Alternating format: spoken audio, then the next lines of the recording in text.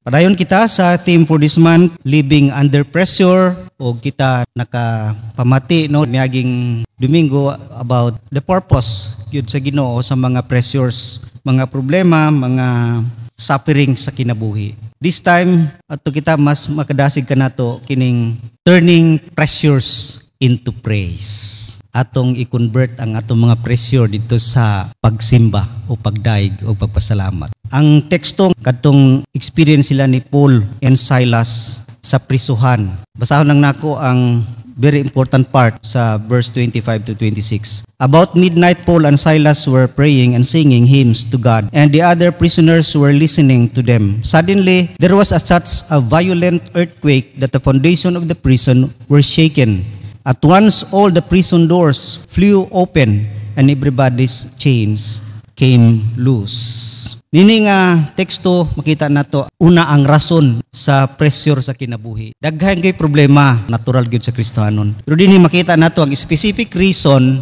nganong sila naka-experience og problema or sufferings. Diha sa verse 16 to 18, when the owners of the slave girl realized that their hope of making money was gone, they seized Paul and Silas and dragged them into the marketplace to face the authorities. They brought them before the magistrates and said, "These men are Jews and are throwing our city into uproar by advocating customs unlawful for us Romans to accept or practice." Sila ni Paul, ilahang gi ayo tong babae. So they are doing God's work, preaching the gospel.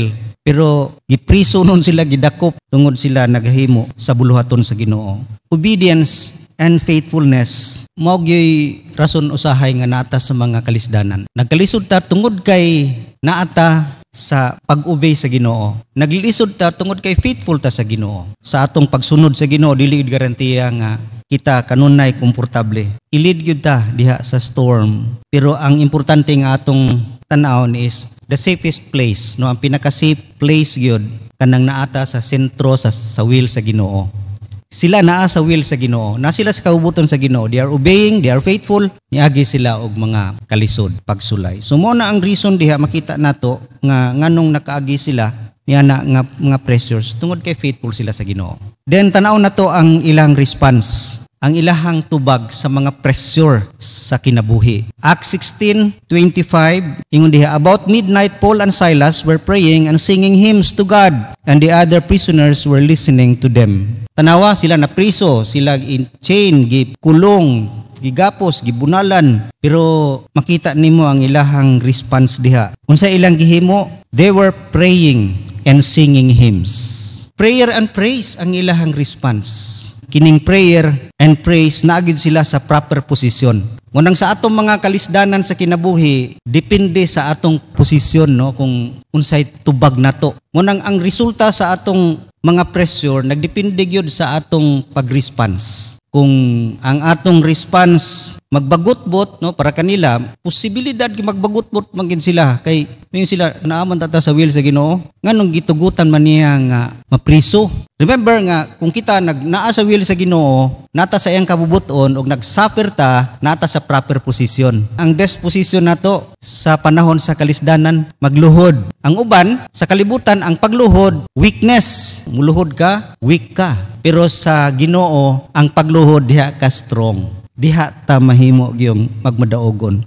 So na sila sa proper nga position ug naa sila sa proper place. Tungod kay as they prayed, sila nagampo, naagid sila sa posisyon nga sila creator lang, ang Ginoo creator. So mo nay tama nga posisyon. Wala gid sila nagpanik, wala nagmurmur, wala nagself-pity nga luya nato, no. Pero hinuon ampo og nagpraise. Ang uban sa tuwa pag naay mga problema didto gid mo shout out sa Facebook, mo post dayon. Pero dinhi una gid nila pray and praise, second pray and praise, third pray and praise. Munang as they praise, ang prison na transform into a place of pain ngadto sa place of praise. Nagdaig sila sa Ginoo. Mo nang gitawag niya nga song in the night. Song in the night kay nag-awit tas kangit-ngit, dili ta kahimuan na pinagiragid sa Ginoo. Mo nang as we worship the Lord, mo create kinig song sa atong kasing-kasing. Mo nang niresulta ngadto gyud sa praise, prayer and nag-praise. Kay para kanila, ang the best place is the throne of grace. Di sila muadto sa lain, dili sa Facebook, dili sa ilang silingan, dili sa gobyerno. Ang best place sa ilaha is diha gyud sa throne of grace. Adto gyud sa throne of grace mag-ampo o mag-awit, magdaig sa Ginoo. Munang the best place sa atong mga kahadlok, muna nindot atong response karon. We are here, bisan naghangin-hangin na kita karon ining dapita a place of praise. Atong gi-convert ang pain into a place of praise. Nindot kayo nga tubag nato. We choose worship over worry. Ipili nato ang pag-worship kaysa mabalaka. Munang kung nabalaka ta, uy, bisig magbagyo, pabili sa tas balay. Wala na convert ang worry into worship. Kung makita nimo sila bleeding, sakit, gibunalan, nakakulong, but they worship. Tungod kay ingana gyud ang proper response. Kung kita magdaig sa Ginoo, magpasalamat, mag-awit kaniya, panahon sa mga kalisdanan, mao kana ang gipadayag yun sa the whole scripture. Makita ni muna sa kinabuhi ni Jehoshaphat sa dihang sila gikalitag atake sa mga kaaway nga wa gyud sila kaya kay nagcombine ang mga kalaban pero nagampo sila og nagpraise, nagmadaogon sila. Makita po ni muna sa kinabuhi ni Job. Sa dihang si Job, gikuhaan sa tanan, gikuha ang iyang mga anak, nangamatay tanan, mga hayop, kabtangan, lost. Pero ang tubag niya is worship. Nagdaig si Job. Maugid na mabati ni mo sa scripture. Maugid na ang tama nga tubag, proper posisyon. Then ikaduha, ang response ni resulta ngadto sa gahom sa pagdaig. Muna tanaw na to karon dinhi, kung sa gyud ang gahom, kung kita mag-praise sa Ginoo, magdaig sa Ginoo, panahon sa mga problema sa atong kinabuhi. Una, praise invites God's presence. Nag-imbitar ka sa presensya sa Ginoo. Kung kita magdaig sa Ginoo, panahon sa mga kalisod, nag-imbita kita sa iyang presensya. We are in His presence. Muna ingon diha sa Psalm 22:3, But thou art holy, O thou that inhabitest the praise of Israel. God inhabits our praises. So, naingon diha. Meaning, He dwells. Siya magadwell sa atong taliwala, diya sa atong pagdaig, pagsimba kaniya. Munang when we worship, nagpadayag yun ang Ginoo. Prayer and praise is not merely a way of getting things from God, but it is a way to get God Himself. Kita makaangkon no Ginoo sa panahon sa mga problema. Dili lang katubagan, dili lamang deliverance, but also makaangkon kita diha kaniya. Monang ang presensya sa Ginoo makakos og rejoicing. Sila Paul tingala gyud ka nga malipayon gyud sila. Tungod kay ang nagkos og rejoicing sa ilaha ang presensya sa Ginoo. Dili sila concentrate sa kasakit, sa pain, sa mga injustices, walay due process. Dili na ang concentration. Concentrate sila sa presensya sa Ginoo. Mo na nindot kayo sa atong mga problema sa kinabuhi. Ang joy dili gyud makita nato diha sa circumstances. Diha gyud sa Ginoo. Kay kanila si Kristo ra gyud ang source sa ilahang joy. Mo nang mo-focus ta sa mga problema, mo na magpanik kita babalaka, pero kung focus ta diha sa presensya sa Ginoo, mo create kini og joy. Mo hatag ka natog kalipay. Kay ang joy naara magi sa presensya sa Ginoo. Ang kalipay diha ra magigikan kaniya dili sa mga circumstances sa kinabuhi. Mo nang praise invites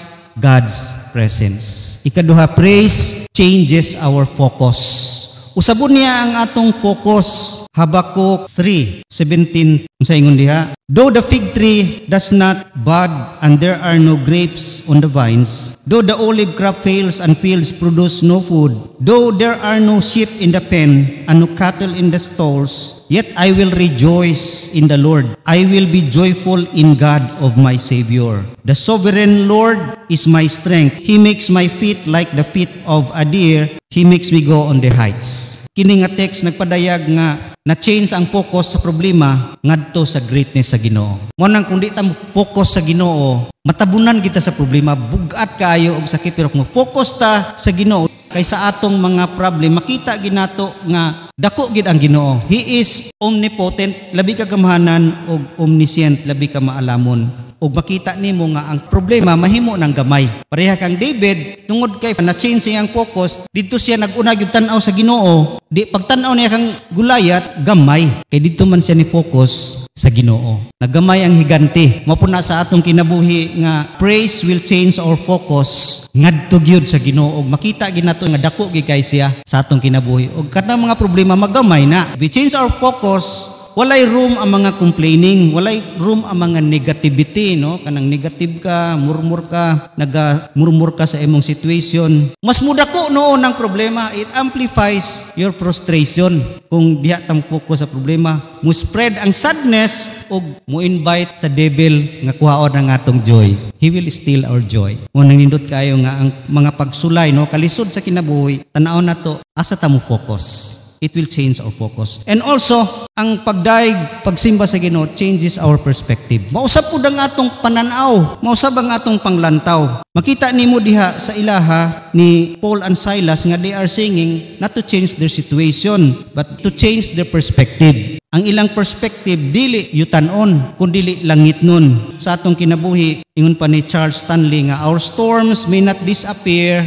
but our view of them changes when we praise God in the middle of them. Mausap ang atong view kung kita mo daig, musimba sa Ginoo, panahon sa atong mga sufferings. Mausap ang atong pananaw. Romans 8:28, and we know that in all things God works for the good of those who love Him, who have been called according to His purpose. Makita nato ang pananawon nga God is working for good. Sila Paul and Silas, nasayod gid sila nga naagyoy katuyuan ng Ginoo, and that is for the good nganha kanila og sa mga katawhan nga ilang giministeryuhan. Unang ang ilaha ni Paul ug Silas mo ni ilaha. Paul and Silas didn't praise God in the prison, but also they praise God for the prison. Wala lang sila nagdaig sa Ginoo, nag-continue to worship God, taliwala diha sa prison, kundi nagdaig gyapon sila sa Ginoo, nagpasalamat tungod sa ilahang pagkapriso. Nindot kaayo kung makakita kita sa perspective sa suffering, kay makaingon gyud ta nga thank you Lord panahon sa atong mga problema og maka-praise ta sa Ginoo. Lisod no, paglinog gani atong kuan, kasagaran gid mo madungog. Ginoo, paunda nga na, no. Wala gi di ka kanu, thank you Lord. Di ta ka ana no, pero dapat ingana gid ang attitude. Praise. Amen. That is your will. You know that something good mo resulta ni mao gina ang pagdaig. Mo change sa atong perspective diya sa atong mga kalisod, because it open doors for God to work in our lives. Abrihan niya. Paglinog, di ba? Naabri ang prisuhan. Muhimo siya. Pag-abri sa itong kinabuhi, himuon tang gawas nun. Ug daghan kaayo'y deliverance nga himuon sa Ginoo sa tuwa to free us from areas sa atong kinabuhi nga nahimo gitang ulipon. Unang, it will change our perspective. Praise open door for God to work sa atong makinabuhi. And also, praise increases our faith. Mao gini importante kaayo sa atong kinabuhi. Nganong magdaig ta pagsimba? Because we declare sa atong faith. We declare, gideklara. We acknowledge His sovereignty. Tanaw ra gud ang response ni Job sa mga kalisod siyang kinabuhi. Katong gikuha ang tanan sa iya. Ingon siya, at this Job got up and tore his robe and shaved his head. Then he fell to the ground in worship and said, naked I came from my mother's womb, and naked I will depart. The Lord gave, and the Lord has taken away. May the name of the Lord be praised. Ipanguha ang tanan sa iya ha, pero makita ni mo niingon siya, Ginoo man ang tag-iya, siya naghatag, siya pud nagkuha. May the name of the Lord be praised. See, ang response niya sa mga butang nga nawala siyang kinabuhi, even his family, pagdaig sa Ginoo. Kay ingana ang pagtuo ni Job.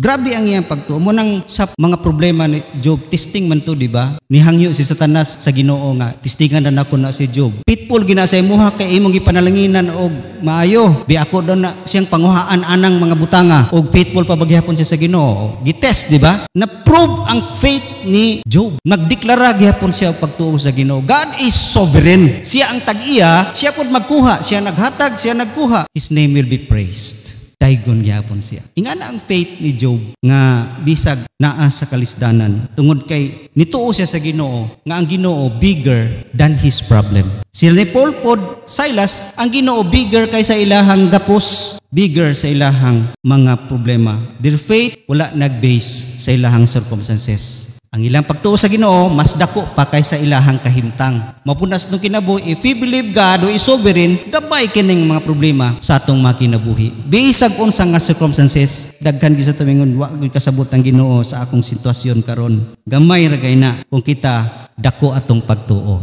We believe a God greater than our pain. That is why we declare here, we sing song that God is greater than our pain and suffering, bigger than our worries and fear. O nang nindot kayo nga ang pagdaig sa Ginoo mo increase gud ang atong faith pag maayo. Worship is not about ignoring pain, but it is declaring God is greater than our pain. Munang ang worship is a sign of maturity. Mag-worship gani ka sa Ginoo, taliwala sa imong mga kalisdanan, prove nga you are mature. Pareha kang Job, proven siya nga taas gyud ang pagtuo ni Job. Praise nagademonstrate nga we trust in God's character. We trust in God of who He is. Dili lang sa iyang gipanghimo. Kay bisag lisod ang iyang gipanghimo sa atong kinabuhi, gitugutan niya si Satanas, lisod na, pero we trust in His character that He is a loving God, gracious. Salig kita sa yaha. We trust in His character, not in the way He works. We believe in God of what He has done, pero una gyud of who He is, kinsa siya sa atong kinabuhi, because that is believing His character, and that is a proof of knowing God. Makaila ka sa Ginoo, mutubo gyud nang imong pagtuo nga na kaniya. Mo nang ang praise is increases our faith, and also praise give us supernatural peace. Ingon diha sa Philippians 4:6-7, do not be anxious about anything, but in everything by prayer and petition with thanksgiving present your request to God, and the peace of God which transcends all understanding will guard your hearts and your minds in Christ Jesus. Tanawa, daghang kay kabalakan, prayer lang ang petition with thanksgiving. Naagid ang thanksgiving na praise. Pasalamaton ka, ang resulta na peace of God nga dili masabtan. Makaangkon tag peace nga supernatural nga dili ato ang peace, dili peace susama sa kalibutan, kundi supernatural ingon diha. Makita nimo si Paul sa iyahang letter kanang Philippians. Nasa prisuhan ana, pero tanawa ang Philippians pasahap. Kasagaran, thanksgiving, pasalamatan, give thanks in all circumstances. He speaks of thanksgiving bisag naa siya sa prisuhan. Praise gives us supernatural peace. Ingon diha sa usa ka quotation nga the seed of depression and bitterness will never grow in a thankful heart. Dili mutubo kining bitterness, depression sa atong heart kung ang atong heart thankful, mapasalamaton ang kasing-kasing. Dili mutubo ng mga bitterness and depression. Maghatag ka na tog peace. Nasa peace, di magsilbi ng mga bitterness og mga murmuring og mga kabalaka. And also lastly, praise attracts divine intervention. Ang praise gyud mao'y mag-move sa kamot sa Ginoo. Makita nimo diha tungod nagsimba sila nay dakong nahitabo sa prisuhan.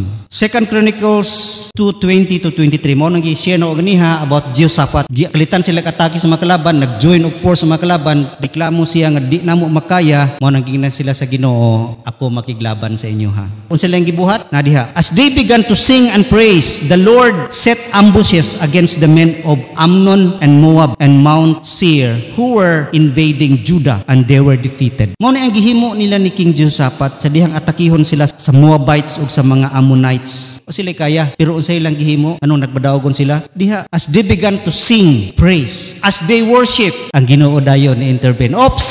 Yalang mo, ako'y makig-away sa mga kalaban. See, it attracts divine intervention. Kung kita mag-worship, panahon sa atong mga kalisdanan. Muilog gid ang Ginoo. Makita nimo diha nga as the song praise, God intervened. Giambus. Kasi nag-ambush diha ang Ginoo. Ingon diha, di ba? The Lord set ambushes against men of Ammon. Ang Ginoo nag-ambush, dili sila. Muna sa atong mga kabalaka kahadlok sa kinabuhi, kung kita magdaig, mupuli ang Ginoo, kalit siya singit, "Op ako, I will fight for you." Muna ang gihimo sa Ginoo kang David. Muna si David kahibaw siya nga the Lord will fight for him. Dili siya ang makig-away kang Gulayat, ang Ginoo ang kaaway ni Gulayat. Muna ang nindot kay sa atong kinabuhi nga ang pag-praise, ang pagdaig sa Ginoo, because David is kanunay naga-praise sa Ginoo mo nang kanang gitara niya, kanang iyang harp.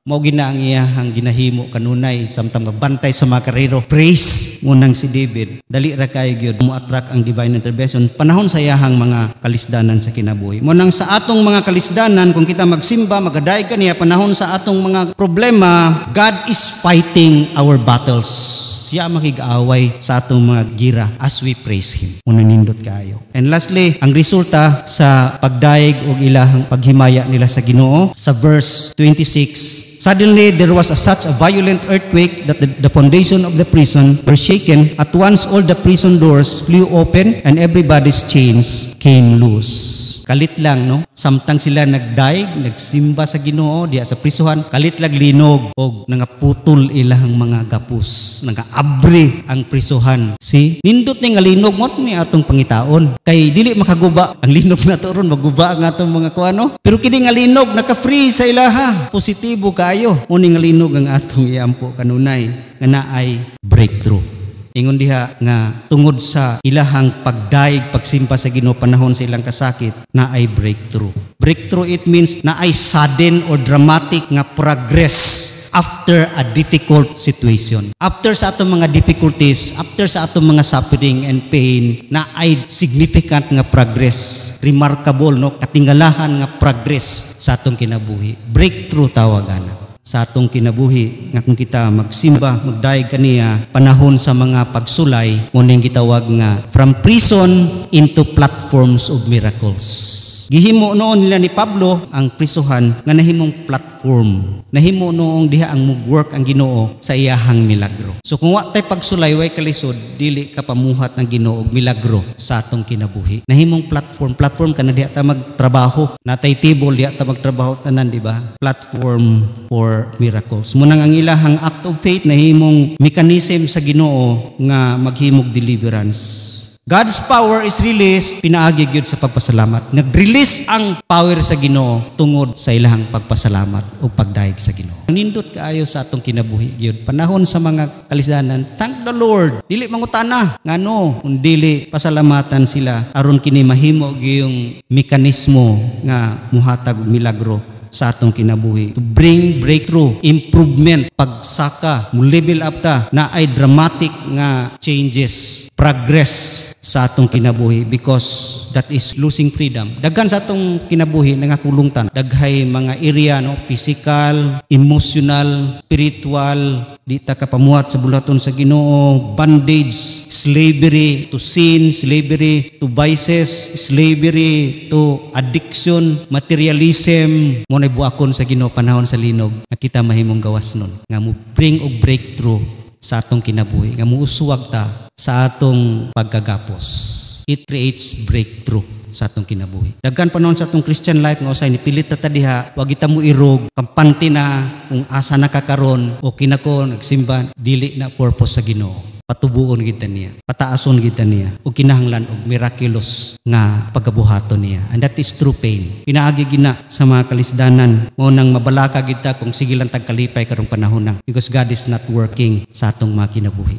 Pero ngayon mga kalisod, diha gyud magdala og freedom, deliverance sa atong mga bondage. Munang Christ gusto gid niya ma-improve ang atong kinabuhi. Munang He came to break your chains ug bring us new life. Not only it brings breakthrough, ang resulta sa praise and prayer, also transformation. Kini ang nindot pugayo. Sa verse 32-33, then they spoke the word of the Lord to him and to all the others in the house. At that hour of the night, the jailer took them and washed their wounds. Then immediately he and his family were baptized. Kanagong ikaw tagbantay sa pindiriso, pag makaikyas gani imong pindiriso, ipatyon ka mo na balaod sa ruma. Mo nang dali-dali ang jailer pangita ilapol. Wa managan sila pol, nara diha. So perting lipayan niya kay di siya mapatay. Muna ang pangutanan niya ilapol, unsay among buhaton para ma-save. Muna ingon si Paul, verse 31, believe on the Lord Jesus Christ and you will be saved. Unya pag 31, they were washed, gitabangan nila si Paul, then immediately all his family